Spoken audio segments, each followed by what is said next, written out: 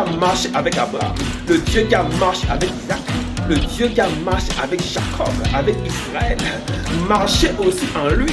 Donc était une manifestation démoniaque qui était cachée dans les gènes des enfants hébreux sortis d'Égypte. Parce que ce vaudor obscur et ténébreux très poussé, et ils avaient des dieux. Et le peuple hébreu ayant vécu en Égypte avait coutume de voir les Égyptiens. C'est comme je très bien. Et c'est pourquoi, dans un moment de doute et d'inattention, pendant qu'ils pensaient que Moïse était parti sur la montagne, tu peux fabriquer un veau d'or, tu peux fabriquer un veau de célibat, tu peux fabriquer un veau de pauvreté, tu peux fabriquer un veau de maladie et ta façon de faire qui contrôle ta marche et ton corps et ton caractère. Dans le nom de Jésus, ce veau d'or caché, qui contrôlait en cachette, est en train de prendre le contrôle du dessus. Et d'en bas, comme un signal qu'on est en train de bouffer la soeur, de bouffer le frère.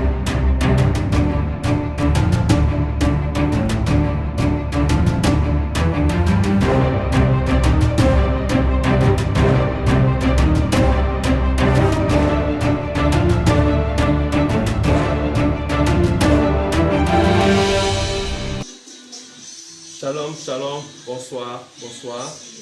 Sois la bienvenue ce soir pour ces moments de grâce et ces moments de puissance.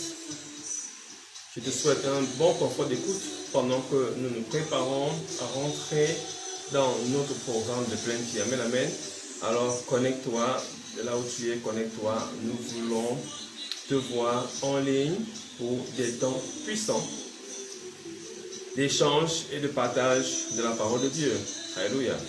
C'est pourquoi je vous dis ce soir encore, rends toute la gloire à Dieu pour ces moments. Père très saint, te bénissons, nous te disons merci parce que tu es Dieu. Nous te célébrons. Nous te rendons, Seigneur, la primauté de ces moments. Viens combler nos faiblesses par ta force. Rends-nous intelligents de faibles que nous étions.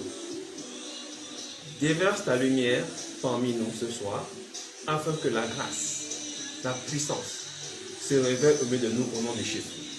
Merci Seigneur pour ta grâce. Merci Seigneur pour ta grâce. Nous voulons ce soir, Seigneur, que ta parole soit relâchée, qu'elle transforme le cœur d'un homme, le cœur d'une femme, et que toute personne sous le son de ma voix soit totalement restaurée dans le nom de Jésus. Nous savons, Seigneur, que la construction de l'arche a démarré par le Dieu très saint. Ce qui veut dire que Père éternel, tu bâtis d'abord de l'intérieur. C'est l'intérieur qui est la force. C'est l'intérieur qui produit la stabilité. C'est l'intérieur qui produit la révélation. C'est l'intérieur qui détient les sources de la vie. C'est pourquoi ce soir, nous voulons apporter une parole qui bénit les sources de la vie, qui éclaire, qui ouvre les cieux, qui transforme fondamentalement.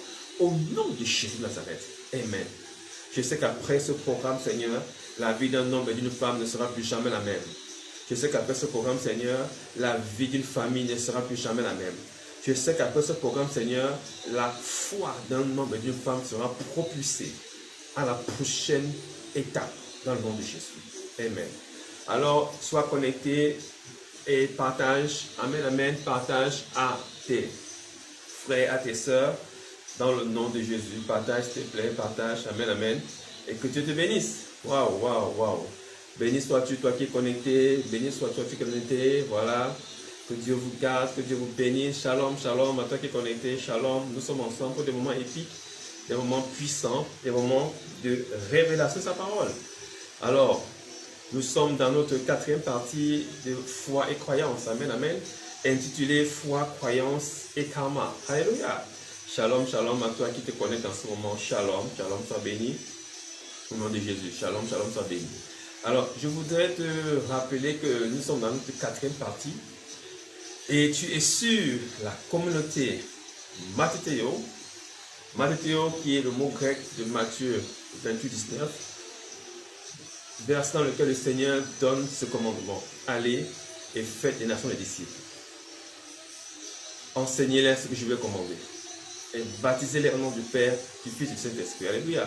La mission et la vision de cette plateforme, de cette communauté chrétienne, c'est de réintroduire Jésus dans cette génération.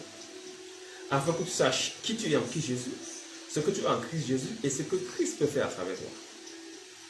Amen, amen. Cette vision permet à chaque enfant de Dieu de reconnaître la gauche et la droite de la foi, de reconnaître la gauche et la droite de la chrétienté, d'être capable de soutenir un message, une parole divine, d'être capable de révéler à ses frères, à ses sœurs, la parole de foi, d'enseigner dans sa maison et de pouvoir se distinguer de la communauté. Alléluia. C'est pourquoi ce soir, je voudrais rapidement, amen, amen, te conseiller de prendre ton stylo, ton calepin, d'attacher ta ceinture, parce que nous allons décoller pour des grandes choses. Et le Seigneur nous révélera ce qu'il a préparé pour nous. Ce soir, dis à quelqu'un, il y a une bonne nouvelle encore que le Seigneur a prévu pour toi, pour un repas solide, qui va te permettre de te relever et de t'asseoir dans les lieux élevés. Alléluia. Notre position dans les lieux élevés est une position de foi et de connaissance. Alléluia. Tu es assis dans les lieux élevés par rapport à la dimension du poids de la révélation que tu transportes. Alléluia. Quelqu'un qui a la révélation est assis dans les lieux élevés par rapport à sa connaissance. Qu'est-ce qui est assis réellement? Ce n'est pas sa chair. Alléluia. Ce qui est assis, c'est son cœur. Pourquoi? Quand ton cœur est rempli de révélations, amen, amen, ta position change. Alléluia. Être assis dans les lieux élevés veut simplement dire que ton cœur est rempli de révélations. Alléluia. Et par ce niveau de connaissance, tu t'es approché de Dieu. Alléluia. Et tu es dans sa présence. Être assis veut dire être dans la présence de Dieu. Elle déclare que le Seigneur est assis à la droite de Dieu le Père. Alléluia. Cela ne veut pas dire que Dieu a une droite. Comprends-moi très bien. Et Dieu n'en a plus une gauche. Ce serait limiter Dieu. Quand Moïse a demandé à Dieu, quel est ton nom? Il dit, je suis qui je suis. I am that I am. Alléluia. Tu ne peux pas captiver le nom de Dieu parce que Dieu n'est pas saisissable. Alléluia. Il est 3 fois saint. Et les anges crient Saint, Saint, Saint, Saint, Saint l'Éternel. Alléluia. 24h/24. Pourquoi? Parce que chaque fois que les anges regardent Dieu d'une certaine manière, il y a une manifestation qui se présente. On n'arrive pas à savoir comment il est. Il est miséricordieux, il est saint, il est 3 fois saint, il est tout puissant, il est éternel, il est le Père de gloire, il est le Père des esprits, il est Jéhovah Shalom, Jéhovah Shammah, Jéhovah Tsidkenu, il est le Prince de paix, il est. Alléluia. Tu ne peux pas le captiver. Alléluia. C'est pourquoi la connaissance te rapproche. Être assis à la droite de Dieu veut dire reprendre sa position de majesté et de puissance qu'il avait délaissé pour toi et pour moi. Alléluia. Nous sommes encore dans les préambules pendant que nous recevons ceux qui se connectent. Amen, amen. Je veux simplement te rappeler que tu es un enfant de Dieu. Tu es né de la parole de Dieu. Tu es né de la volonté de Dieu. La parole de Dieu est ton ADN. Tu ne souffres pas pour appliquer la parole de Dieu parce que cela est ta nature. Alléluia. Cela est ton identité. Amen, amen. Tu es un fils du Dieu vivant. Alors, nous avons pour aujourd'hui cette série d'enseignements a pour objectif de te conduire progressivement vers la compréhension de ce que la foi révèle au travers de la Bible. Amen, amen. Parce que la compréhension est ce qui est clair. La Bible déclare que la parole donne éclair et donne de l'intelligence. La parole est claire et donne de l'intelligence. Cette intelligence, nous devons aller la chercher au travers de la parole, au travers des Éphésiens 4:11, au travers des pasteurs, des serviteurs, de ceux que Dieu a appelés au ministère d'autorité. Alléluia. C'est pourquoi que Pierre a dit, nous ne pouvons pas délaisser le ministère d'autorité pour servir aux tables. Amen, amen. Le ministère d'autorité est le ministère par lequel nous révélons, alléluia, le mystère caché de tous les temps. Et que Dieu a révélé à ceux qu'il aime. Ce mystère, c'est l'évangile. Amen, amen. Cet évangile était mystérieux. C'est-à-dire, c'était caché, c'était scellé. C'est ce que ça veut dire, mystère. Et maintenant, il est révélé, c'est-à-dire qu'il est dévoilé. Le voile du temple a été déchiré. Et désormais, nous avons accès à Dieu par la connaissance. Tu connaîtras la vérité. Et la vérité te rendra libre. Amen, amen. C'est par cette connaissance que tu as assis dans les lieux élevés. Et tu as dit que tu reprends ta position de puissance et d'autorité auprès du Père. Parce que tu es un enfant de Dieu. Alléluia. Tel en est ainsi de ton identité. Alors nous voulons par ce programme comprendre l'importance entre la foi et la croyance. Parce qu'il y a des erreurs qui s'établissent dans notre façon de concevoir ou de comprendre ou bien alors de capture, disent les anglophones, c'est-à-dire d'avoir une idée de Dieu. Notre compréhension de Dieu est très biaisée, mon frère et ma soeur.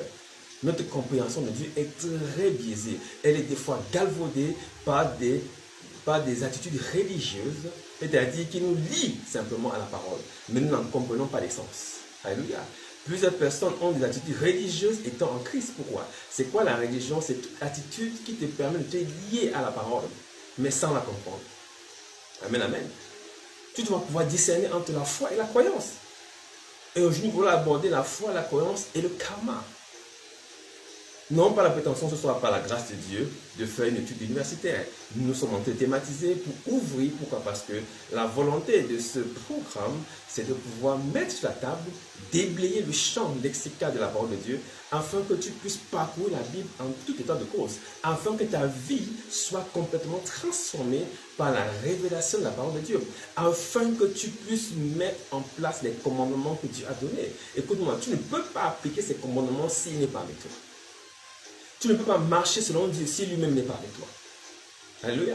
C'est lui qui donne le faire et le vouloir. Alléluia. C'est pourquoi, pour qu'il marche avec toi, il faut que tu le comprennes. Parce que ce sont ceux qui ont l'esprit de Dieu qui sont fils de Dieu. Amen, amen. Si tu es fils de Dieu, c'est que tu as son esprit, c'est que Dieu est avec toi. C'est alors que tu manifestes ta nature de fils. Cette nature de fils ne peut pas se manifester quand Dieu n'est pas avec toi. Or, Dieu est esprit. Et ceux qui l'adorent en esprit et en vérité. Alléluia. Tu ne peux pas localiser Dieu. Tu dois le comprendre par sa parole. Conduite par le Saint-Esprit. Alléluia. C'est important de comprendre cela. Alors, pourquoi nous avons abordé ce thème? Parce que notre attitude en tant que chrétien, parfois laisse lit de la superstition, on l'a vu la dernière fois, qui est un ensemble de pratiques adossées à la religion. Alléluia. Comme par exemple, l'usage des choses comme des produits comme le sel, des tissus, des chapelets. Écoutez, prendre la Bible et mettre son lit en pensant que la Bible va te protéger des esprits. C'est de la superstition. C'est une sorte de pratique qui, véhiculée dans le monde séculaire, ont fini par rentrer dans l'église. Alléluia. La Bible n'est pas un gris-gris. Alléluia. Tu peux mettre la Bible sur ton toit, à la porte, à la fenêtre. Alléluia. Ça n'empêchera pas ce qui va arriver d'arriver. Tu me suis très bien. C'est de la superstition. Maintenant, nous voulons aborder sur le plan karmique. Amen, amen. Je ne veux pas te rentrer dans l'enseignement du karma, mais je veux te faire comprendre quelque chose simplement. Et tu vas être béni ce soir. Alléluia. Alors, nous avons passé le temps, nous avons à peu près commencé en 5e devant nous. Et nous devons comprendre à peu près pourquoi est-ce que la foi et la croyance doivent être perçues et comprises correctement. Alléluia. Et nous avons déjà vu auparavant, sans rentrer dans trop des exercices, ce que c'était que la foi. Amen, amen. Nous savons que la foi, c'est la ferme assurance des choses qu'on espère. Et la démonstration, c'est qu'on ne voit pas. C'est ce que nous enseigne la Bible dans le livre d'Hébreux. Alléluia. Mais cette assurance, cette assertion, ce verset, nous le récitons, mais est-ce que nous le comprenons? Quelle est cette ferme assurance des choses qu'on ne voit pas? Quelles sont ces choses qu'on ne voit pas? Amen, amen. Quelle est cette chose qu'on ne voit pas? Quelle est l'assurance de ces choses qu'on ne voit pas? Amen, amen. Ces choses qu'on ne voit pas, alléluia, c'est l'espérance. C'est notre destination. Amen, amen. Quelqu'un qui a la foi est quelqu'un qui affirme sa destination. Quelqu'un qui a la foi, c'est quelqu'un qui sait où il va. Vous savez, la course dans laquelle nous sommes sur la terre est une course qui est, j'ai envie de dire, biaisée. Écoute, c'est comme si tu faisais un 100 mètres, amen, amen, vous êtes 5 sur la ligne de départ. Mais toi, tu es déjà arrivé avant de partir. Est-ce que tu comprends ça? Tu es déjà arrivé avant de partir. Alléluia. Tu es déjà marqué du sceau du Saint-Esprit. Tu es déjà dans la destination. Tu ne cours pas pour la victoire. Tu cours dans la victoire. Ta course sur la terre est différente de la course d'un être humain normal. C'est pourquoi je vous ai dit que la différence entre un être humain et un chrétien, c'est la foi. Par la foi, la course est déjà validée par celui qui doit valider, le gouverneur du royaume, le Seigneur Jésus. Amen, amen. Cette course est validée avant même que tu le cours. C'est pourquoi je vous te dis, ne te laisse pas séduire par les circonstances. Alléluia. Parce que la fin assurante de ces choses que tu espères, c'est ta vie éternelle. C'est la vie éternelle. Alléluia. C'est ta vie éternelle. Et cela est une garantie qui est sûre et qui est vraie. Elle ne changera pas et elle ne mentira pas. Elle s'accomplira certainement. Alléluia. Et cette garantie te donne de l'assurance. Pourquoi? Quand tu marches la tête relevée, je vous l'ai dit ici, parce que tu sais qui tu es. Tu sais où tu vas et tu sais d'où tu viens. Alléluia. Et cette assurance te permet de marcher avec autorité, avec courage, avec force. Tu n'es pas méprisé ni méprisable par les circonstances de la vie. Parce que cette vie est un espace de temps. Et c'est quoi le temps? Le temps est une dimension de l'éternité dans laquelle Dieu a placé l'homme. Amen, amen. Et le temps n'est qu'un espace de l'éternité. La Bible déclare qu'un jour vaut mieux que 1000 ailleurs. Et un jour, c'est 1000 ans. Amen, amen. Donc, l'espace-temps est un, j'ai envie de dire, un laps. C'est une seconde dans l'éternité. Et donc, ta vie, tu ne peux pas prendre cette vie pour acquis. Amen, amen. La vie n'est pas ta finalité. La vie n'est pas ta destination. C'est ce que la foi nous enseigne. Pour nous empêcher de rentrer dans les crises, les AVC, les cancers et des maladies bizarres. Pourquoi? Parce que nous en faisons trop, nous en voulons trop, nous en avons trop. Amen, amen. Nous sommes dans un nombriliste qui n'était pas son nom. Nous prions pour nous, nous jeûnons pour nous, nous voulons pour nous, nous courons pour nous. Mais ces choses vont nous échapper. Nous ne pourrons jamais les saisir. Parce que c'est un temps qui va passer. Alléluia. Nous n'avons pas le temps pour courir de toutes ces choses. Nous avons le temps pour courir derrière Dieu. Amen, amen. Et quand tu cours derrière Dieu, Dieu étant ton Père, et il n'est pas méchant, il est bon. Toi qui es méchant, tu donnes à manger à tes fils. Combien de fois Dieu le Père, amen, amen, lui qui t'a mis au monde, qui t'a créé, qui t'a établi là où tu es, alléluia, quelque chose que tu peux trouver comme formule, c'est lui qui est la source de toutes choses. Il sait ce dont tu as besoin, alléluia. C'est pourquoi tu dois courir d'abord vers le Père, amen, amen. Alors avançons. Alors cette foi a été annoncée, cette espérance a été annoncée depuis le temps d'Adam jusqu'à nos jours. Nous allons le voir rapidement. Dans le Genèse chapitre 2, verset 16, l'Éternel Dieu donna cet ordre à l'homme. Tu pourras manger tous les arbres du jardin. Écoute bien cette phrase. Mais tu ne mangeras pas de l'arbre de la connaissance du bien et du mal. Car le jour où tu en mangeras, tu mourras. Cette phrase à elle seule résume tout l'évangile. Cette phrase à elle seule peut faire l'objet d'une prédication pendant 1 an, non-stop. Et l'inspiration ne s'arrêtera pas. Parce que tout est condensé dans ces 2 versets bibliques. Il donna 7 ordres, les commandements de Dieu. Tu pourras manger de tous les arbres du jardin, sauf de l'arbre de la connaissance du bien et du mal. Dieu présentait déjà devant l'homme la malédiction et la bénédiction. Il dit, le jour où tu en mangeras, tu mourras. Tu seras séparé de moi. Alléluia. Lisons Deutéronome 30, verset 1. Ici, c'est Moïse qui parle. Il dit ceci, lorsque toutes ces choses t'arriveront, la bénédiction et la malédiction que je mets devant toi. Vous pensez que Moïse a pris ça où? Moïse dit, la bénédiction et la malédiction que je mets devant toi. C'est exactement ce que Dieu a dit à Adam. Il a mis devant toi les arbres du jardin et l'arbre de la connaissance du bien et du mal. Il a dit, ne mange pas de cet arbre, tu peux manger de tout sauf de cet arbre-là. Il a mis la malédiction et la bénédiction devant Adam. Est-ce que vous croyez ça? Ce sont ces choses dont on parle. Ce sont ces choses qu'ont enseigné les apôtres. Ce sont ces choses qu'ont enseigné Paul. Écoute-moi, ce message est peut-être lourd, mais il est fondamental pour toi que tu comprennes l'origine de ta foi. Amen, amen. Notre foi n'est pas un vain mot. Elle a une origine dans la parole de Dieu. Amen, amen. Pourquoi est-ce que nous croyons? Parce que Dieu nous a fait une promesse dès le départ. Il a dit, si tu manges, tu mourras. Écoutons cette partie. Deutéronome 30, verset 1. Il dit, lorsque toutes ces choses t'arriveront, la bénédiction et la malédiction que je mets devant toi, si tu les prends à cœur au milieu de toutes les nations dans lesquelles l'Éternel ton Dieu t'aura chassé, si tu reviens à l'Éternel ton Dieu, si tu obéis à sa voix, et de tout ton âme, tout ton cœur, toi et tes enfants, vous serez rassemblés. Amen, amen. Deutéronome 30, verset 3. Alors l'Éternel ton Dieu ramènera tes captifs et aura compassion de toi. Ramener pourquoi? Parce qu'ils avaient été chassés, parce qu'ils étaient éloignés, parce qu'ils étaient morts. Vous comprenez que cette phrase est exactement ce qui s'est passé avec Adam et Ève.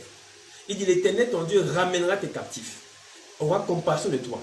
Il dit, quand tu seras exilé, verset 4 du Deutéronome 30, à l'autre extrémité du ciel, L'Éternel, ton Dieu, te rassemblera. Comment est-ce qu'il va le faire? Il annonce l'arrivée d'un Rédempteur qui va venir rassembler le peuple de Dieu. Amen, amen. C'est ce que cela veut dire. Amen, amen. Il dit, même si tu es exilé, n'oubliez pas qu'Adam a été chassé du jardin d'Éden. Amen, amen. À cause de la désobéissance. Il leur rappelle ici que même si vous êtes exilé à cause de votre désobéissance, l'Éternel te rassemblera des extrémités de la terre. Jean me dit à une famille ce soir, l'Éternel va rassembler ta famille. L'Éternel va rassembler ta maison. Même si vous étiez séparés, même si vous étiez éloignés, même si vous étiez exilés les uns des autres, l'Éternel qui est un Dieu de réconciliation va rassembler ta maison au nom de Jésus. Je brise les chaînes de discorde et d'incompréhension au nom de Jésus. Je le déclare sur ta famille. Écoute-moi, même si ton mariage était exilé, même si tes finances étaient exilées, même si tes enfants étaient exilés, même si ton travail était exilé, même si ta promotion était exilée, même si tes affaires étaient exilées, tes contrats, ton passeport, je déclare ce soir, l'Éternel va les rassembler au nom de Jésus. L'Éternel va les rassembler. Il n'y a pas une distance à laquelle il ne peut arriver. Amen, amen. La distance n'est pas une barrière. Il dit ceci. L'Éternel, ton Dieu, te ramènera dans le pays que possédaient tes pères. Quel est ce pays que possédaient tes pères? C'est la foi. L'Éternel te ramènera. Amen, amen. C'est la même chose que Moïse est en train de dire ici dans Deutéronome qui a été dite à Adam et à Ève. Amen, amen. C'est la même chose. Est-ce que tu me suis très bien? C'est la même chose. Il est encore dit, Deutéronome 30, encore verset 19. Je prends aujourd'hui un témoin contre toi, contre vous, le ciel et la terre. J'ai mis devant toi la vie et la mort, la bénédiction et la malédiction, l'arbre de la connaissance du bien et du mal, l'arbre de la vie, les arbres du jardin. Est-ce que vous comprenez ça? C'est la même chose. C'est la même chose, mais dans notre langage. Je mets devant toi la vie et la mort. Je mets devant toi la bénédiction et la malédiction. Je mets devant toi l'arbre de la vie et l'arbre de la connaissance du bien et du mal. Est-ce que quelqu'un capte la révélation? Amen, amen. C'est la même parole qui est répétée. Écoute-moi, le Seigneur lui m'a dit, si tu crois, tu ne mourras pas. Ceux qui invoquent mon nom ne seront pas dans l'échec, ne seront pas dans la défaite, ne seront pas dans la confusion, ne seront pas rejetés. Ceux qui invoquent mon nom, amen, amen. Si tu crois, tu verras la gloire de Dieu. Mais si tu ne crois pas, tu ne la verras pas. C'est le même message que le Christ a apporté. Amen, amen. Si tu crois, tu verras la gloire de Dieu. Et si tu ne crois pas, tu ne la verras pas. Je mets devant toi la vie et la mort. Alléluia.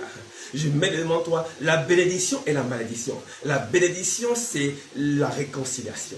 La malédiction, c'est la mort, la séparation, le rejet de la présence de Dieu. Amen, amen. Je le mets afin que tu vives, toi et ta postérité. Pourquoi est-ce que Dieu veut que tu choisisses la vie? Pour pouvoir aimer Dieu. La vie, c'est qui? C'est Jésus. Pour pouvoir aimer Dieu, amen, amen, pour obéir à sa voix. Je vous ai dit que vous ne pouvez pas obéir. C'est lui qui attire. Nul ne vient à Christ si Dieu le Père ne l'attire. C'est Dieu qui valide ton entrée dans le royaume. Je veux te dire une chose, tu n'es pas là par hasard. Ta présence a été validée. Je veux dire à quelqu'un, ta présence sur la terre et dans le royaume a été validée. Tu es un ambassadeur excellent et tu n'as pas de limite sur la terre. Amen, amen. Aucune loi ne peut te circonscrire parce que ton identité, ta citoyenneté n'est pas de ce monde. Amen, amen. Tu as un visa spirituel. Tu n'as pas un visa qui est de papier avec de l'encre. Ton visa est spirituel. Amen, amen. Tu n'as pas été écrit avec de l'encre, mais avec de l'esprit.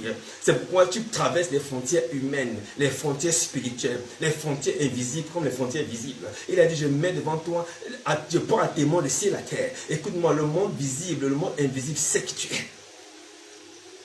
Les démons savent qui tu es. Les sorciers savent qui tu es. Les manipulateurs savent qui tu es.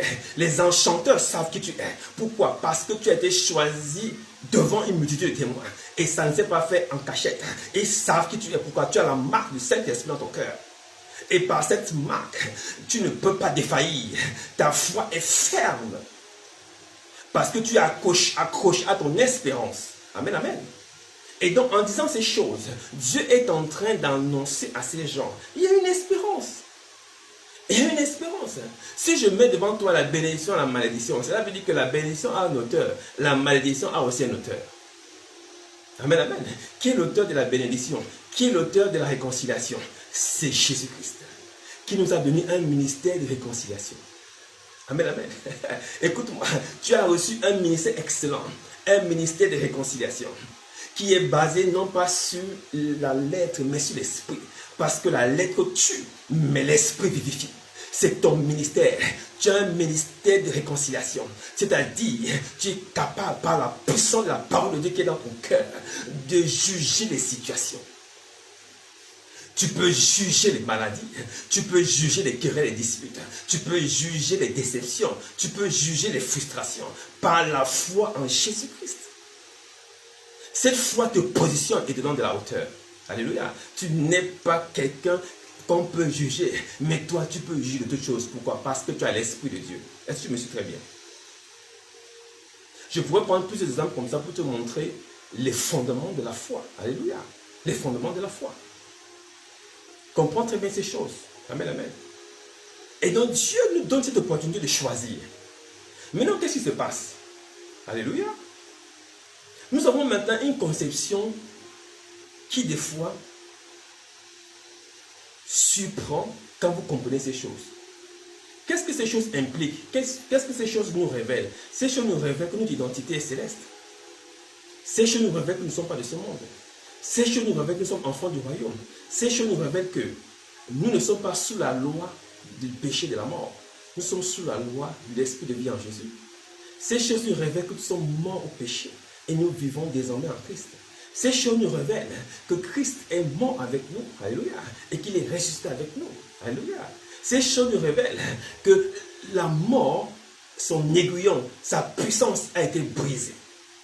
Ces choses nous révèlent que le péché n'a plus d'aiguillon. Parce que la mort n'a plus d'aiguillon, parce que l'aiguillon de la mort, c'est le péché. Ces choses nous révèlent que nous ne sommes plus condamnés. Alléluia. Ces choses nous révèlent que nous sommes une nouvelle créature. Est-ce que tu me suis très bien? Tu es une nouvelle créature. Amen, amen. Et ces choses nous révèlent, selon 1 Pierre 2,9, que nous sommes une race élue. Une race élue. Comprends qui tu es. Maintenant, quand tu es une race élue, alléluia, pourquoi est-ce que on veut te faire croire que tu as raté ta vie parce que ton père avait raté sa vie? Pourquoi on veut te faire croire que du fait du nom que tu portes, ta vie est déjà un échec? Pourquoi on veut te faire croire que effectivement, puisque tu habites dans telle nation, dans tel quartier, dans tel village, dans telle tribu, ta vie également est déjà finie? Pourquoi on veut te stigmatiser?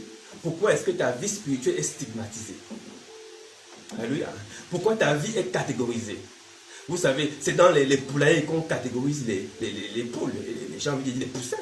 On sait ça, des poussins de telle qualité, de telle qualité, de qualité. Il n'y a pas de ça en Jésus-Christ. Amen, amen. Il n'y a pas, il a dit, vous êtes tous des frères. Nous sommes tous co-héritiers de Christ. Amen, amen.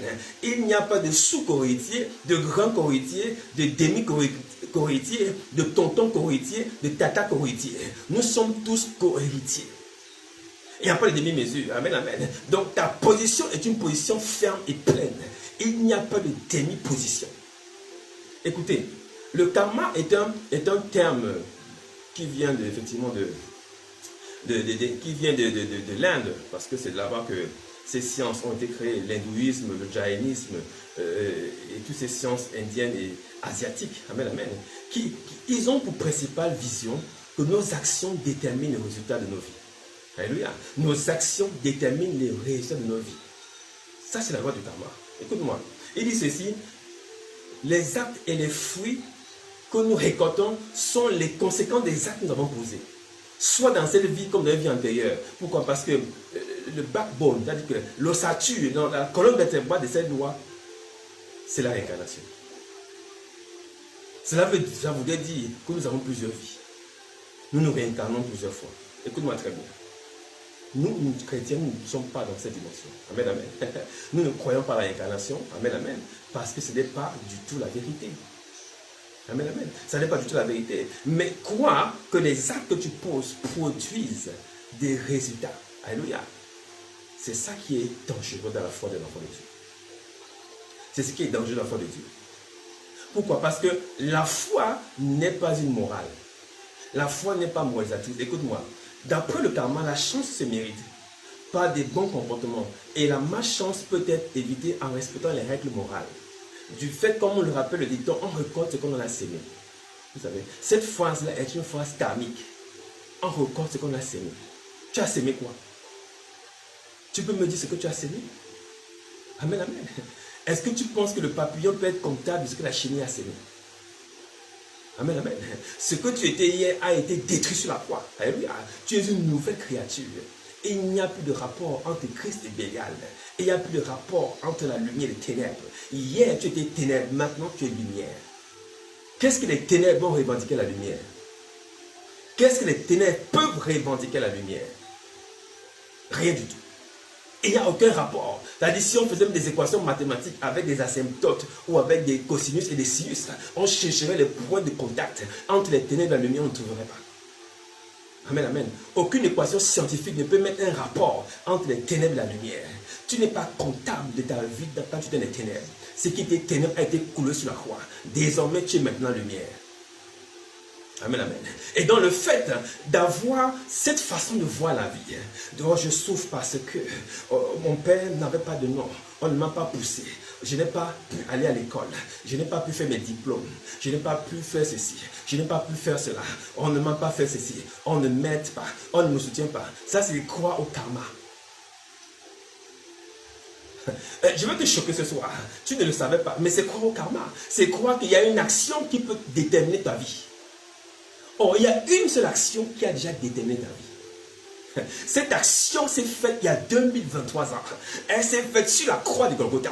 Cette action a déclaré ceci. Les actes dont les ordonnances subsistaient contre toi ont été cloués sur la croix. Désormais, il n'y a plus de condamnation. Écoute-moi très bien. Si ton père n'a pas de nom, c'est à toi de donner un nom à ta famille. Quelqu'un ne m'a pas suivi. Écoute-moi, si on ne t'a pas poussé, c'est toi qui dois pousser les autres. Si on ne t'a pas accompagné à l'école, c'est toi qui dois accompagner les autres à l'école. Écoute-moi, si tu n'as pas fait l'université, c'est à toi de mettre les autres à l'université. Oh, est-ce que quelqu'un me suit très bien? Écoute-moi, si les gens ne sont pas mariés, c'est à toi de te marier. Si les gens n'ont pas enfanté, c'est toi qui dois enfanter. Si les gens n'ont pas voyagé, c'est toi qui dois voyager. Je ne sais pas qui peut mettre un terme à la dimension de l'œuvre de la croix. Qui peut annuler l'œuvre de la croix dans ta vie? Qui peut déterminer ton succès? Écoute-moi, il y a une seule action qui a été faite une fois pour toutes. C'est la mort et la résurrection. Par cette action, Dieu a mis un terme à toute forme de loi qui subsistait contre toi, qui existait contre toi. Les lois des familles, les lois de sang, les lois de nom, les lois de clan, les lois d'identité, les lois de pays, les lois des nations, les lois qui stigmatisent, qui bloquent, catégorisent, retiennent, stagnent, arrêtent, stoppent, brisent, humilient et écrasent. Ces lois sont mortes sur la croix. Écoute-moi très bien.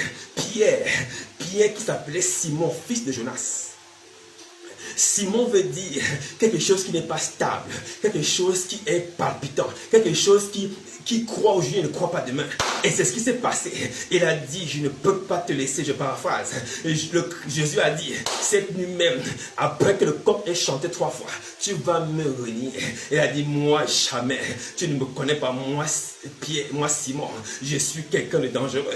C'est pourquoi Jésus l'a appelé Simon Pierre, qui veut dire Pétros. Il a dit une pierre, un roc, parce que Jésus savait que ce nom, cette identité, la chose que la famille lui avait donnée, c'était une forme instable qui ne lui permettait pas de se tenir. C'est pourquoi quand Christ est arrivé dans sa vie, il a changé son identité. Ça ne veut pas dire que tu dois changer ton nom. Écoute-moi, je ne parle pas de ça. Je parle de quelque chose de spirituel. Pourquoi? Parce que l'esprit n'était pas encore arrivé. Maintenant que l'esprit est arrivé, tu as changé d'identité. Oh, c'est pas la peine d'aller à la mairie changer ton état civil. Écoute-moi, ton identité spirituelle a déjà changé. Amen, amen. C'est pourquoi quand il a appelé maintenant Pierre, c'est lui qui s'est levé le premier et a fait la première prédication de la foi. Et 3000 personnes sont converties en un jour. Il est devenu stable permanent. Alléluia. Sa puissance de la parole a été relâchée. C'est ce que tu es devenu. Tu es une pierre. Alléluia. Tu es une pierre. Et Christ est la principale de l'angle. Et les pierres assemblées forment un édifice dans lequel Dieu habite. Écoute-moi très bien. La nature que tu as est une pierre qui est capable de soutenir les vents et marées, d'affronter les épreuves, les difficultés. Mais écoute-moi, la qualité d'une pierre, c'est qu'elle n'est pas taillable. Alléluia. Il faut du diamant pour tailler une pierre. On ne parle pas des pierres du quartier. On parle des pierres, des parois, des montagnes, des roches. On parle de quelque chose qui est solide. Écoute-moi très bien. Par la nature que tu es devenu quelqu'un de stable. Hier, ta famille n'était pas stable. Hier, ton clan n'était pas stable. Hier, tu n'étais pas stable dans tes études. Tu n'étais pas stable dans ton foyer. Mais aujourd'hui, en Christ Jésus, tu es devenu quelqu'un sur qui on peut compter. Ne pense pas le temps, regardez le passé. Ne regarde pas ton identité. Ne regarde pas la famille. Ne regarde pas au nom qu'on t'a donné. Regarde à Christ Jésus qui a fait de toi quelqu'un de stable. Quelqu'un sur qui on peut s'appuyer pour monter à la prochaine destination. C'est toi qui es la lumière qui est mise sur la table pour éclairer la famille. C'est toi qui es capable de propulser la prochaine génération pour la renommée de ta famille, pour la renommée de ta maison, pour la renommée de tes frères et sœurs. Comprends quelle est ton identité, mon frère, ma soeur. Nous ne vivons pas par la chance. Amen, amen. Nous ne sommes pas des chanceux, encore moins des malchanceux. Pourquoi? Nous ne sommes pas les produits d'une loi mécanique. Vous savez, quand vous pensez que les actions passées déterminent votre présent, c'est vrai que beaucoup de gens l'enseignent. Mais cela veut dire que c'est réduire ta vie à une loi mécanique. Moi, je suis de ceux qui ne croient pas à ces lois-là. Amen, amen. Nous avons l'occasion d'en parler. Écoute-moi, cette loi est une loi mécanique. Cela veut dire si on a piqué A, B va tomber malade. Si on a piqué B, C va tomber malade. Nous ne sommes pas mécaniques. Nous sommes des esprits. Alléluia. Tu n'es pas mécanique. C'est-à-dire que tout acte qui a été posé hier, aujourd'hui va te condamner. Et c'est pourquoi plusieurs personnes pensent que leur vie est condamnée. Pourquoi? Parce qu'ils regardent à leur passé. Ils regardent à leur environnement immédiat. Ils regardent à leurs moyens financiers. Ils regardent à leur bagage intellectuel. Ils regardent à leur capacité physique. Et ils disent que c'est fini. Or, je veux dire à quelqu'un, ce n'est pas fini. Tu n'es pas dans le karma, tu es en Christ Jésus. Amen, amen. C'est dans le karma où c'est fini, on attend la prochaine réincarnation. Nous n'attendons pas nous attendons l'avènement du jour du Seigneur. Nous ne sommes pas de ceux qui pensent que c'est fini. Écoute-moi très bien. Il y a des choses que tu dois comprendre. Ce n'est pas comme ça que ça marche. Écoute très bien ceci. C'est pourquoi il y a un verset biblique qui est souvent mal interprété. Je le prends rapidement. 2 Corinthiens 9, 2 Corinthiens au chapitre 9, versets 5, 6 et 7. Verset 6, je passe rapidement. Sachez-le, celui qui sème peu moissonnera peu. Et celui qui sème abondamment moissonnera abondamment. Voilà un verset qui a été interprété sous la loi mécanique du karma. Alors, quelqu'un me comprend ce soir. Si tu me comprends, donne-moi un puissant amen. Voilà un verset qui a été interprété sous le regard de la loi karmique et non sous le regard de la foi. Écoute-moi. Ceux qui ont cette compréhension sont ceux qui ont la croyance, qui croient. Mais le problème, c'est que la croyance est produite par ce que tu entends comme information. Écoute-moi très bien. Quand tu reçois l'information produit à toi une forme de réveil, une forme d'éveil à quelque chose de nouveau que tu découvres. Et tu commences à y croire. Amen, amen. Mais une fois que tu as cru, alléluia, la foi débarque et jaillit pour te donner maintenant l'esprit de ce en quoi tu as cru. Amen, amen. Oui, pourquoi? Parce que le témoignage, l'esprit de la prophétie, c'est le témoignage de Jésus. L'esprit de la prophétie, c'est le témoignage de Jésus. L'esprit de la prophétie, c'est le témoignage de Jésus. Écoute-moi très bien. Le témoignage de Jésus est l'esprit de la prophétie. Je ne sais pas comment je peux te dire ça. Cela veut dire quoi? Quand les prophètes parlaient, les gens ont cru. Mais l'esprit qui est de l'esprit des prophètes, c'est le témoignage. C'est ça qui produit la foi. Amen, amen. Donc, cette foi n'est pas une croyance. Amen, amen. C'est une compréhension claire et exacte du plan de Dieu pour ta vie et pour l'humanité. C'est une compréhension claire et exacte. C'est pourquoi je disais tantôt qu'il faut les yeux pour voir le destin d'un homme, mais il faut la foi pour comprendre sa destination. Amen, amen. C'est par la compréhension que tu matérialises ta foi. Amen, amen. Et qu'ils soient la croyance. Ceux qui croient simplement sont capables d'être ballottés à tout vent de doctrine. Si tu restes seulement sur le domaine de la croyance, écoute-moi, on va te dire demain qu'on peut utiliser la lumière pour changer l'argent, tu vas courir. On peut dire, écoute-moi, il suffit de mettre une ampoule devant la porte, des démons disparaissent, tu vas suivre. On va te dire, mets de l'eau sur ton lit et ton matelas, tu vas suivre. On va te donner plusieurs enseignements, tu vas suivre. Pourquoi? Parce que tu n'as pas la foi. Alléluia. Tu n'as pas cru. Amen, amen. Tu n'as pas du tout cru à ce que les prophètes ont annoncé. Je te donne un exemple de ce que le prophète a annoncé auparavant. Alléluia. Je déclare sur ta vie. Amen, amen. Aucun prophète n'annoncera des choses dans ta maison. Je dis, un prophète de malheur ne se tiendra pas à distance pour annuler la joie de ta maison au nom de Jésus. Écoute-moi très bien. Si depuis un village, un sorcier peut se déplacer pour aller dans ton lieu de résidence, pour aller dans ton pays de résidence, écoute-moi très bien, par la foi, tu es capable d'annuler et de le renvoyer de revenir dans son village. Je déclare maintenant, toute personne ayant pris un moyen de transport à destination de ta maison est brisé en plein vol au nom de Jésus. Écoute-moi, aucun prophète n'abattra l'esprit de ta maison. Aucun prophète n'arrêtera ta maison. Aucun sorcier enchanteur, aucun sataniste ne se tiendra devant ta maison. Je le déclare au nom de Jésus, ni par la maladie, ni par la sécheresse, ni par la stérilité, ni par le célibat, ni par le chômage. Aucune force utilisée dans le monde occulte ne frappera ta maison. Je le déclare au nom de Jésus. Amen, amen. Ces gens n'ont pas cru quand les prophètes ont annoncé ces choses. Quand Moïse a dit, je mets devant vous la bénédiction et la malédiction. Ils n'ont pas cru à ces choses. Ils ont continué à vivre comme ils voulaient vivre. C'est ainsi qu'ils n'ont pas eu la foi. Ils n'ont pas cru. Alors, que veut dire dans cette phrase? Celui qui sème peu moissonne peu. Écoute-moi, cette phrase vient après que Paul ait reçu des offrandes de Macédoine.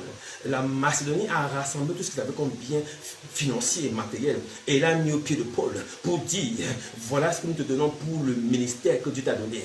Parce que nous voyons que tu es vrai et va de l'avant avec ce ministère. Et ils ont rassemblé, ils sont dépouillés pour Paul. Et Paul a dit aux gens de Corinthe, malheur à vous, parce que les gens de Macédoine qui m'accompagnent arrivent chez vous.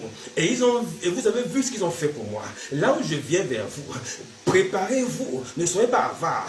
Pourquoi? Parce que celui qui sème peu moissonnera peu. Qu'est-ce qu'il veut dire? Il veut dire, si votre offrande n'est pas grande, nous ne pourrons pas gagner beaucoup d'âmes. Il faut que votre offrande soit grande pour que j'ai la capacité de me déplacer avec mon équipe pour aller de nation en nation. Pourquoi? Parce que si vous semez beaucoup, on gagnera beaucoup d'âmes. Si vous semez beaucoup, on gagnera beaucoup d'âmes. Si vous semez beaucoup, on gagnera beaucoup d'âmes. Je veux dire, si vous semez beaucoup, on gagnera beaucoup d'âmes. C'est pourquoi l'argent de l'église doit faire l'objet d'une structuration particulière. Parce que le trésor n'est pas pour le pasteur. Le trésor est pour les âmes du Seigneur qui doivent être ramenées dans la bergerie. Quelqu'un me suit très bien. Je passe, je ne veux pas entrer dans ce débat. Mais je vais te dire une chose. C'est épouser une loi karmique que de croire que si tu donnes beaucoup à l'église, tu vas te bénir. Amen, amen. C'est très dangereux. Je ne veux pas te choquer davantage. Mais écoute-moi très bien. C'est une responsabilité d'enfant de Dieu de soutenir l'œuvre de Dieu. Amen, amen. Alléluia. Et il a dit quoi? Si cherche d'abord le royaume de sa justice et le reste sera donné par-dessus tout. En soutenant l'œuvre de Dieu, tu recherches le royaume de sa justice. Tu veux te rapprocher de Dieu avec tes biens matériels. Tu veux que par tes biens, ton cœur soit davantage connecté à Dieu. Parce que là où se trouve ton cœur, se trouve ton trésor. Écoute-moi très bien. C'est une responsabilité pour toi. Mais ne prends pas Dieu pour un transacteur. Dieu n'est pas un commerçant. Alléluia. Ce n'est pas le montant des offrandes qui va déterminer ta bénédiction. Amen, amen. Oh, je ne vais pas choquer quelqu'un ce soir. Écoute-moi encore. Très bien. Je vais terminer par un point important. Amen, amen. La foi, c'est donc comprendre. Mais la croyance, c'est voir. Amen, amen. C'est voir. Pourquoi? Parce que sorti d'Égypte, Moïse a dit, vous avez vu ce que Dieu a fait. Vous avez vu comment il a renversé Pharaon, comment il a ouvert la mer, comment les cavaliers sont tombés. Vous avez vu. Mais vous n'avez pas cru. Amen, amen. La croyance vient de ce qu'on voit. Les gens voient des œuvres, ils voient des actions. Et cela produit la compréhension de ces choses. Et c'est après cela que la foi arrive.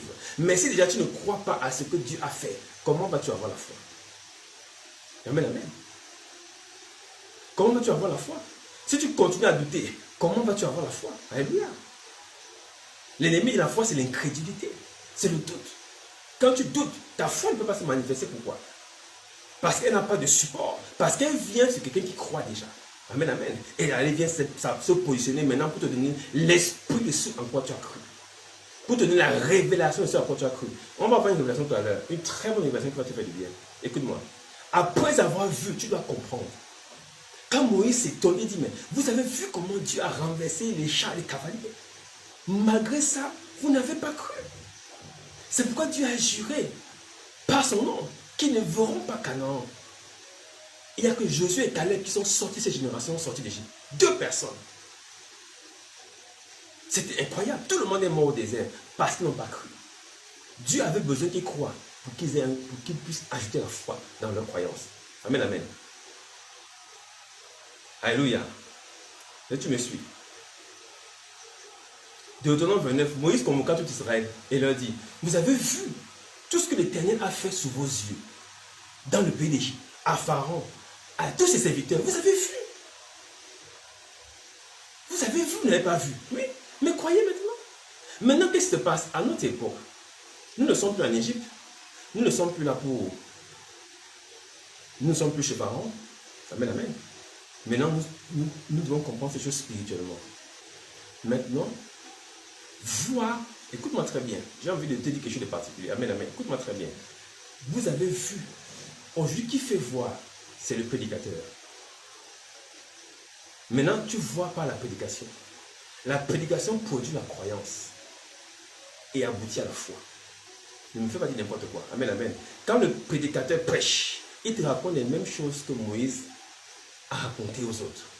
Il dit voilà, Dieu a libéré les Hébreux. Il a renversé les cavaliers, les chars. Il a ouvert la mer. Tu vois maintenant en écoutant. Maintenant, quand tu écoutes, tu crois. Et quand tu écoutes, quand tu crois, la foi descend dans ton cœur. Alléluia. Est-ce que tu comprends ça? Nous ne sommes plus des témoins oculaires. Amen, amen. Nous avons maintenant les Éphésiens 4:11 qui sont les pasteurs, les docteurs, les apôtres, les prophètes, les évangélistes dont la mission est d'enseigner le peuple des choses qui sont arrivées afin que ce peuple croie et ait la foi.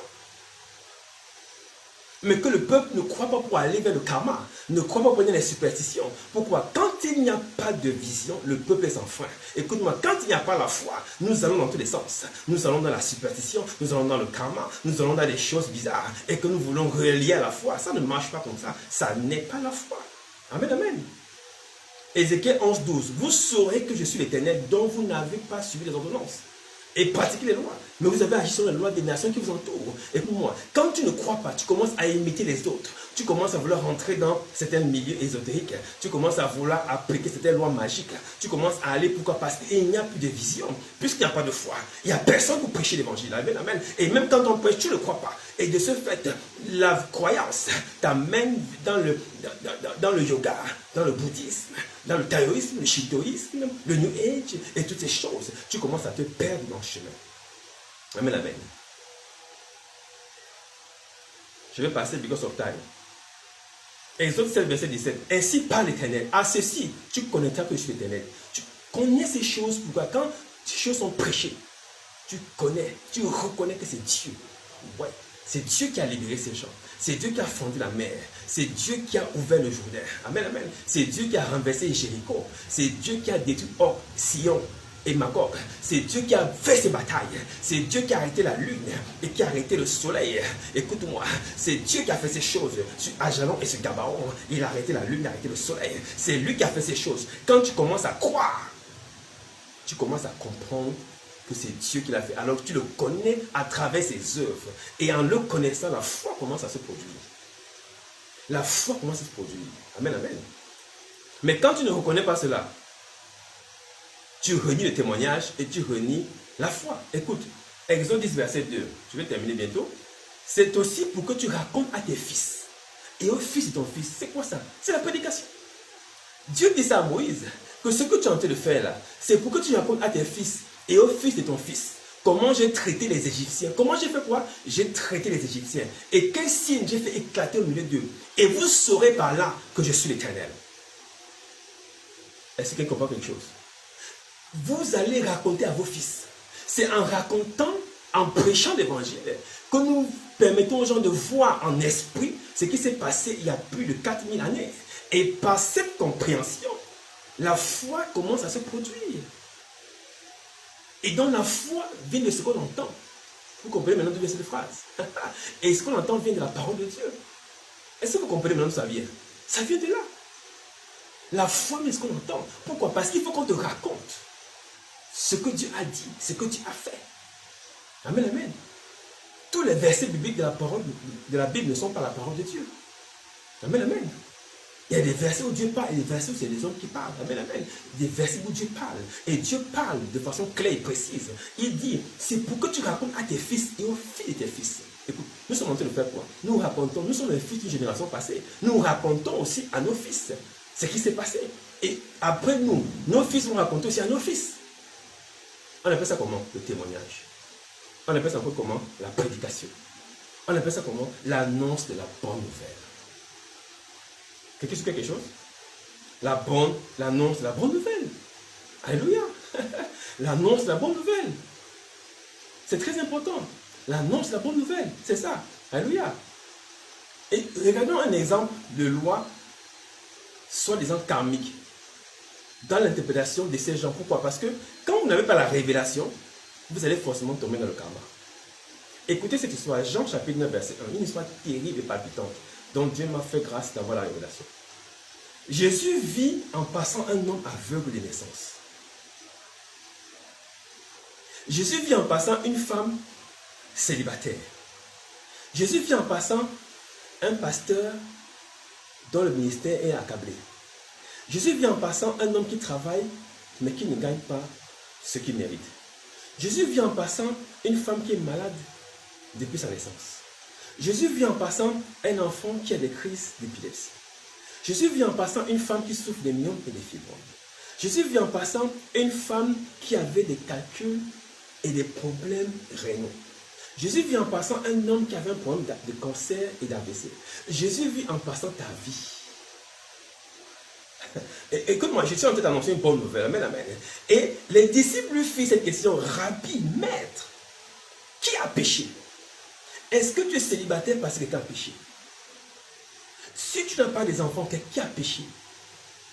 Si tu ne travailles pas, mais qui en est la cause? Qui t'a attaché au village? Qui t'a lié? Qui t'a emballé? Qui t'a saucissonné? Qui t'a scotché? Amen, amen. Écoute-moi très bien. Si tu n'arrives pas à travailler de façon régulière, qui t'a attaché quelque part? Quel est le fétiche qu'on a utilisé pour te lier? Est-ce que c'est parce que ton grand-père avait tué ses collaborateurs que tu ne vas plus jamais travailler? Quelle est cette malédiction qui fait en sorte que tu n'arrives pas à enfanter, travailler, te marier, avancer dans ta vie? Oh, quelqu'un ne me comprend pas très bien ce soir.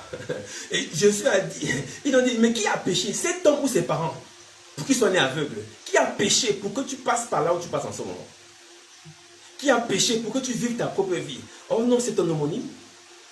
Il peut être ton homonyme, c'était pas marié. Il peut être ton homonyme, était alcoolique. Il peut être ton homonyme, n'était pas quelqu'un de bien, de violent.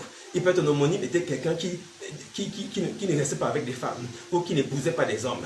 Il paraît que ton homonyme, il paraît que... Mais qui a donc péché? Il paraît que le nom que tu portes est le nom d'une femme qui était une femme dangereuse, mauvaise. Il paraît que le nom que tu portes, c'était le nom d'un homme qui avait l'habitude de tricher, de voler. C'était un homme qui tapait les chefs, qui ne pouvait pas rester dans un travail. Il paraît que la famille d'où tu sors, c'est une famille où les gens meurent subitement. Il paraît que la femme qui t'a enfanté, elle sort d'une famille où les femmes sont des sorcières.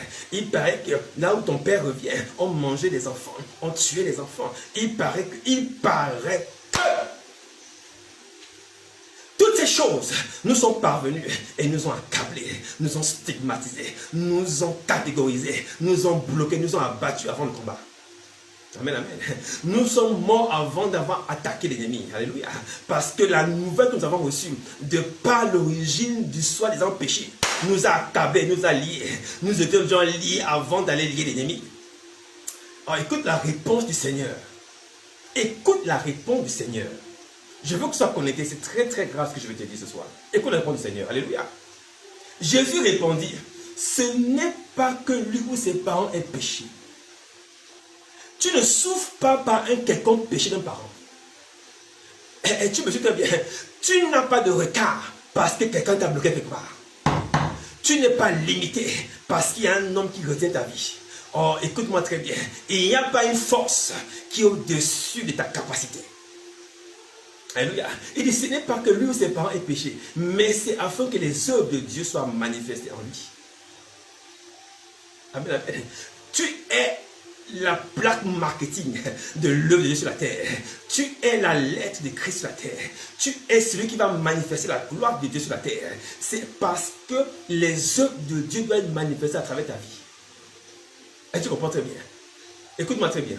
Il faut, verset 4, il faut que je fasse, tandis qu'il est jour, les œuvres de celui qui m'a envoyé. La nuit vient où personne qui ne peut travailler. Écoute-moi.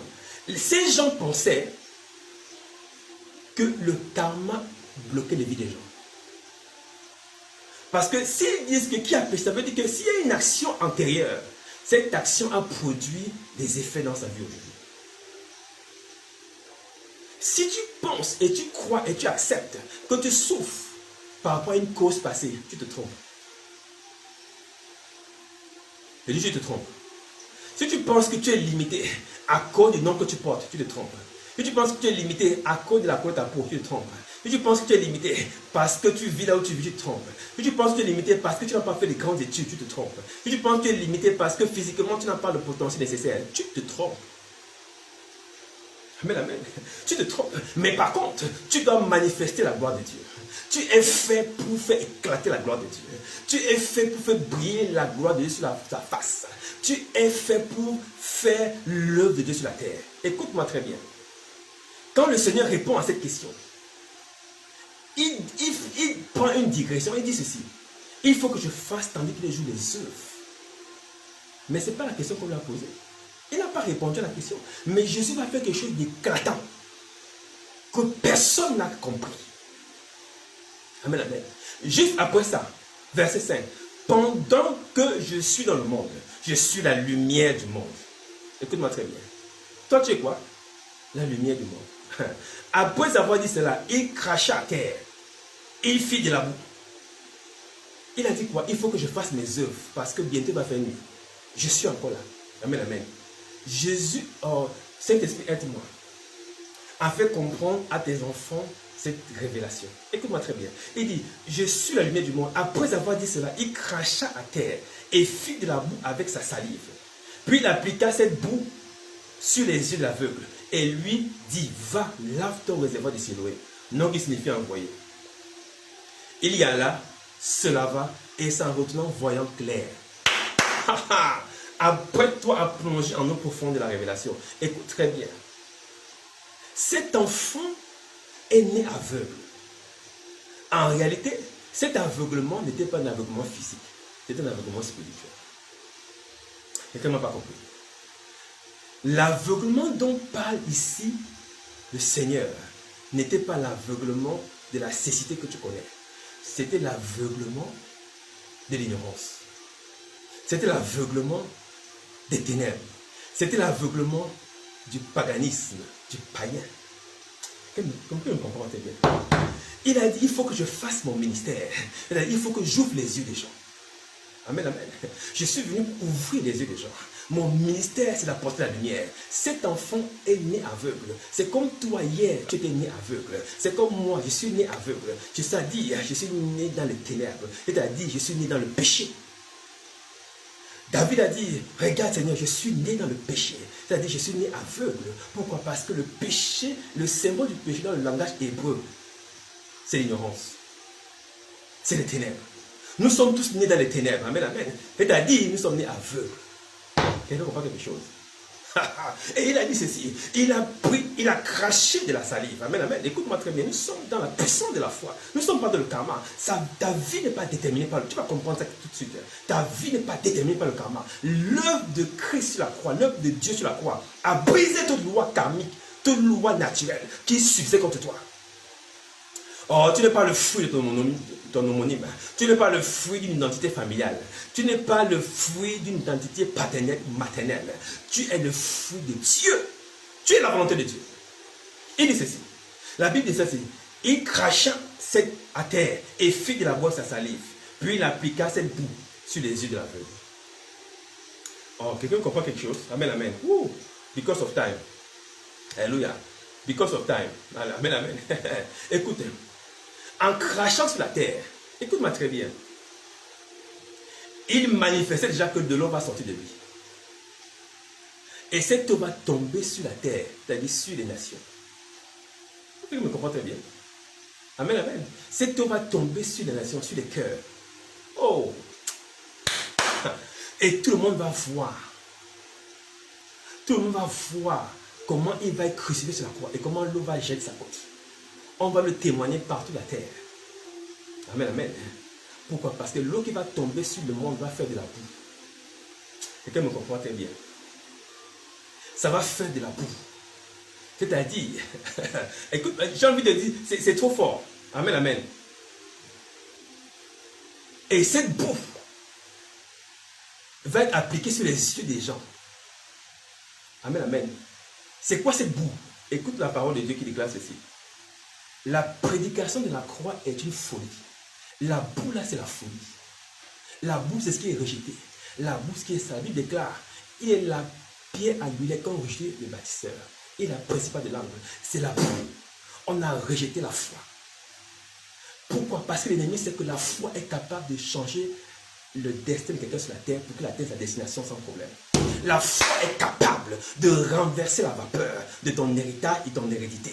La foi est capable de stopper les actes passés pour pouvoir permettre à travers toi une continuité. Écoute-moi, il crache, il symbolise par là la sortie de l'eau qui va purifier l'humanité. Amen, amen. Et il va faire la boue, comme appelé l'évangile. Cet évangile va être pris maintenant, être appliqué sur les yeux des gens. Écoute-moi, le réservoir de Siloé. Siloé veut dire l'envoyé. L'envoyé, c'est qui? C'est celui qui a le message. Qui a le message? C'est les Éphésiens 4:11. C'est les pasteurs, c'est les docteurs, les apôtres, les prophètes. Ce sont eux qui ont le message.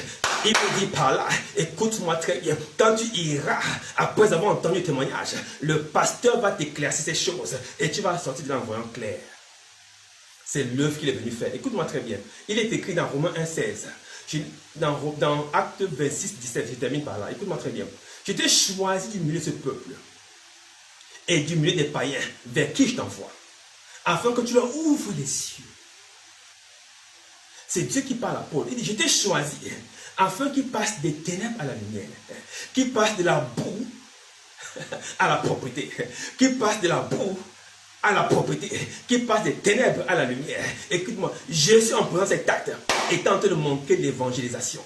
Comment ça va se passer? Je vais mourir sur la croix. L'eau va couler. Amen, amen.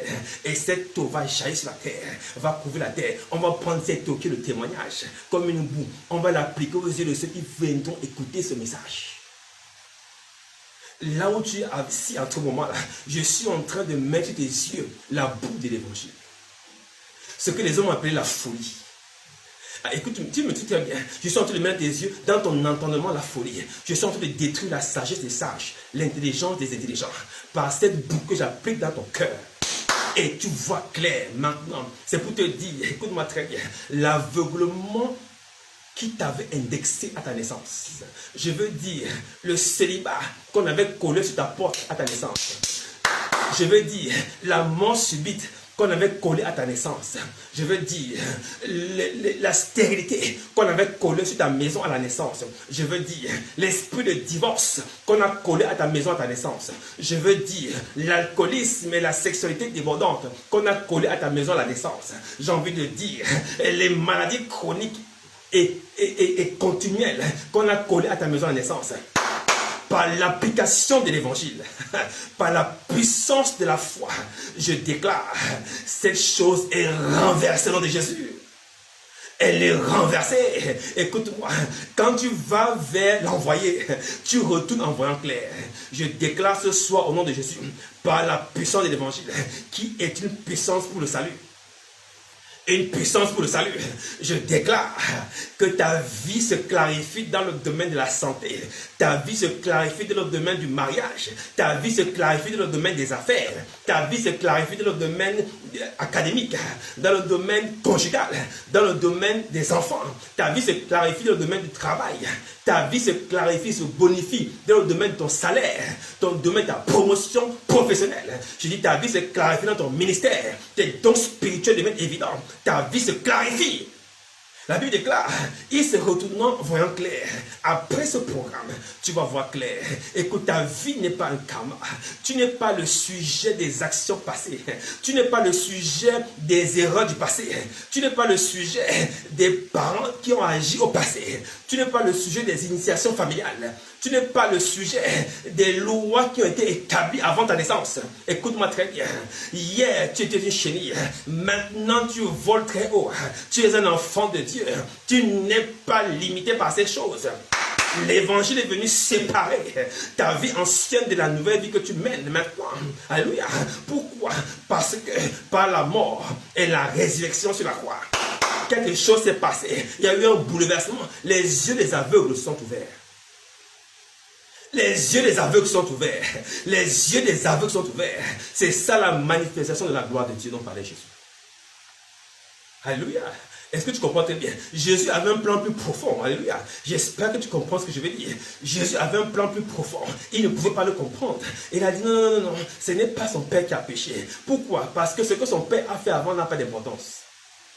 Si la femme a la perte de sang, perdait du sang à cause de sa mère.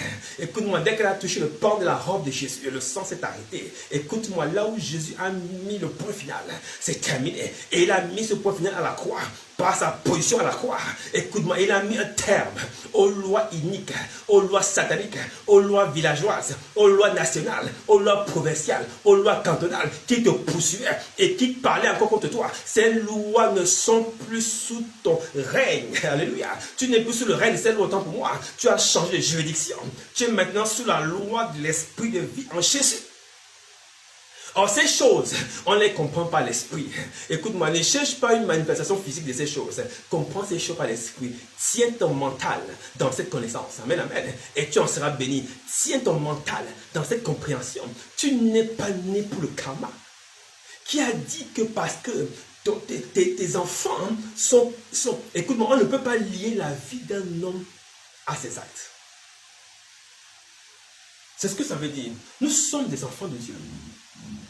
Alléluia. On ne peut pas lier la vie d'un homme à ses actes. C'est impossible. Alléluia. Pourquoi? Parce que les actes que tu poses manifestent, j'ai envie de dire, un état de ton intelligence par rapport à une période donnée. Écoute-moi, le temps est déjà passé. Je veux te dire quelque chose de particulier. Pour ceux qui vivent en Europe, ils vivent selon les saisons. Amen, amen. Nous avons, si je ne me trompe pas, l'été, l'automne, l'hiver, le printemps. Et puis l'été, l'automne, l'hiver, ça se répète. Écoute-moi très bien.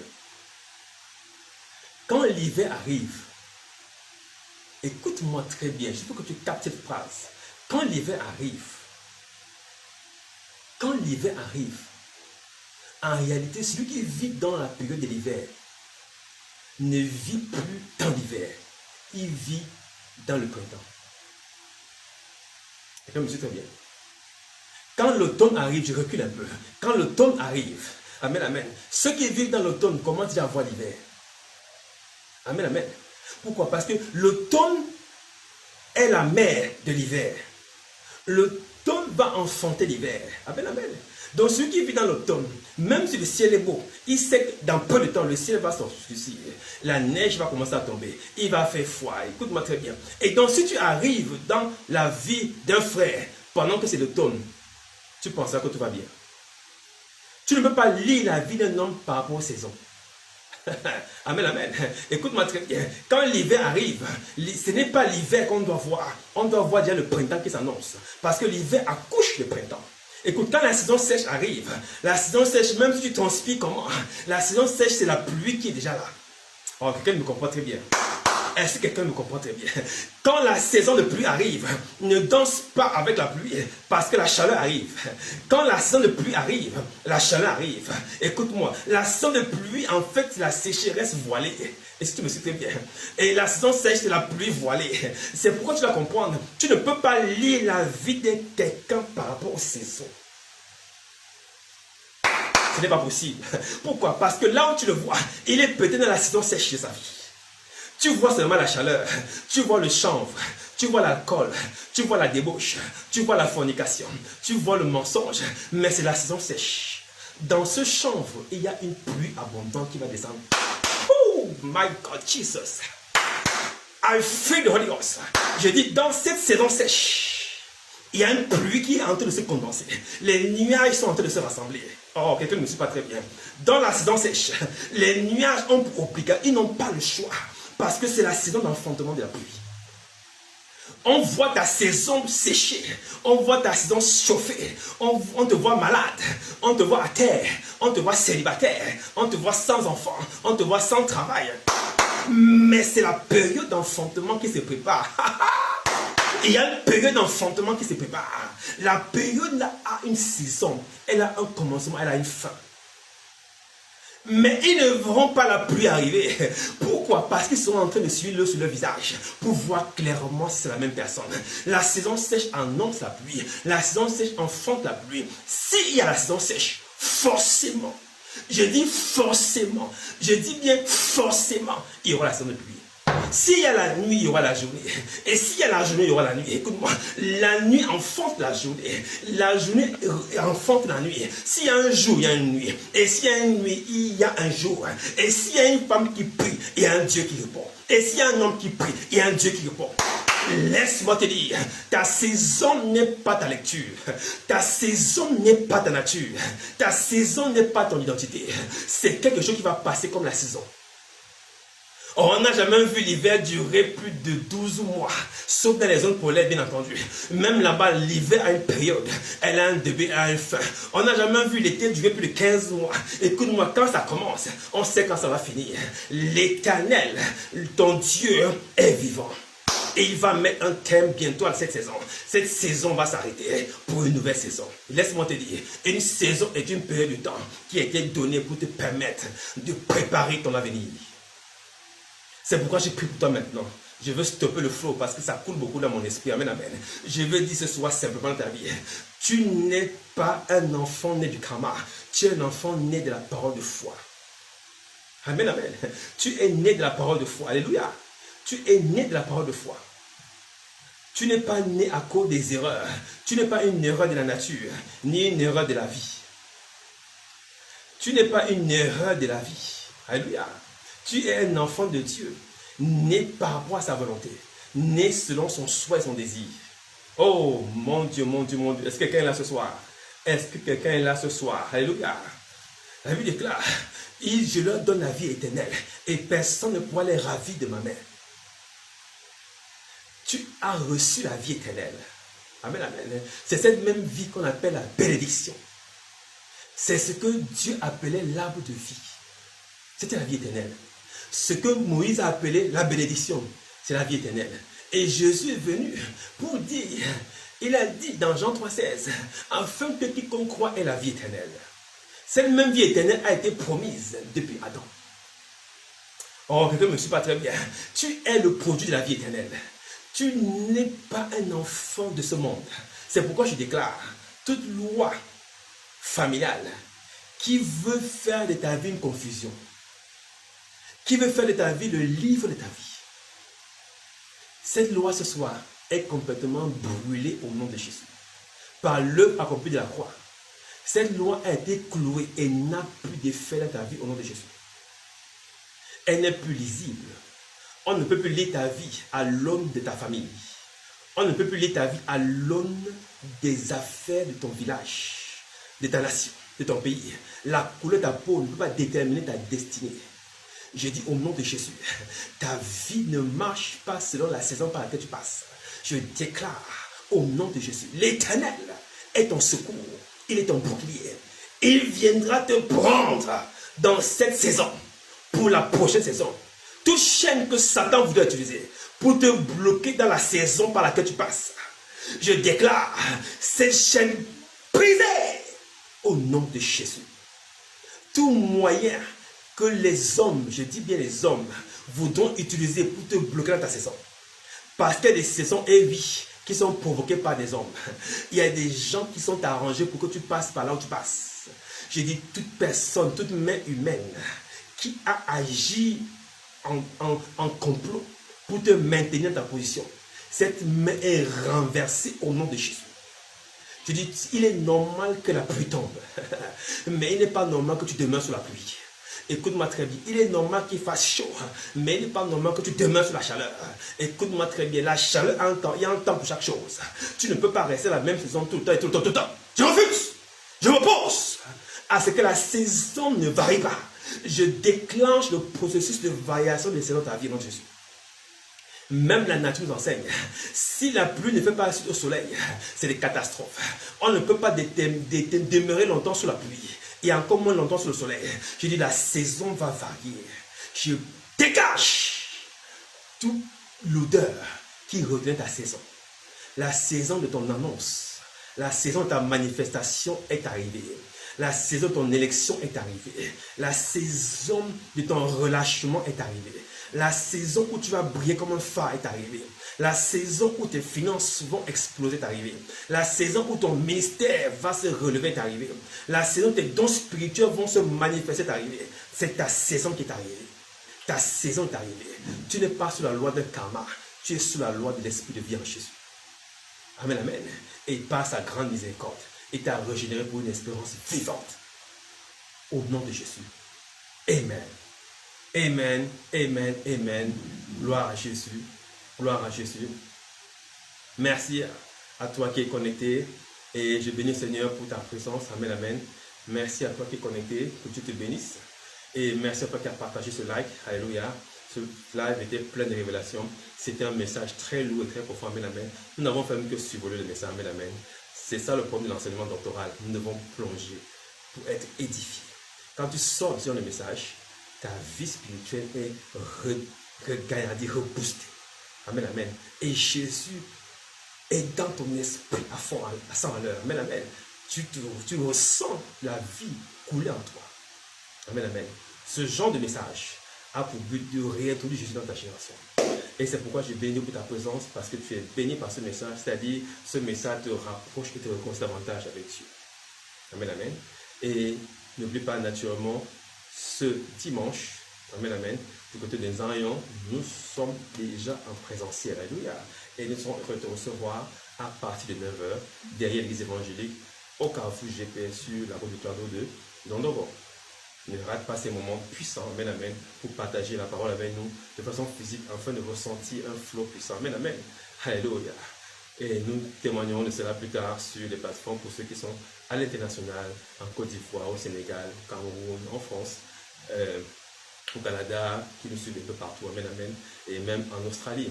Nous bénissons le Seigneur pour cela. Alléluia. Alors, mardi prochain, naturellement, nous démarrons une nouvelle saison de prière, de brisement des limitations. Dès mardi prochain, accroche-toi, amen, amen. Pour ces moments, nous allons avoir des temps puissants de prière. Alléluia. Pour que la limitation ne soit plus jamais ton partage. Ça sera la fournaise de prière. La fournaise de feu va jaillir pour briser les chaînes qui veulent te limiter et te confondre dans des fausses lois karmiques. Alléluia. Qui veut retenir ta saison. Au nom de Jésus. Amen, amen, amen. Naturellement, n'oublie pas de soutenir Matétéo, qui est ta communauté, qui est aussi ton œuvre. Amen, amen. Nous sommes très, très honorés de pouvoir recevoir effectivement de toi ton soutien financier et matériel pour naturellement les besoins de la communauté. Tu peux nous écrire en inbox par Messenger ou bien sur WhatsApp pour pouvoir avoir plus d'informations. Alléluia. Alors que Dieu te bénisse. Sorry for the time. Pardonnez-moi pour le temps. Amen, amen. Nous avons largement débordé. Et que Dieu te bénisse. Amen, amen. Shalom, peuple de Dieu. God bless. Amen. Thank you so much.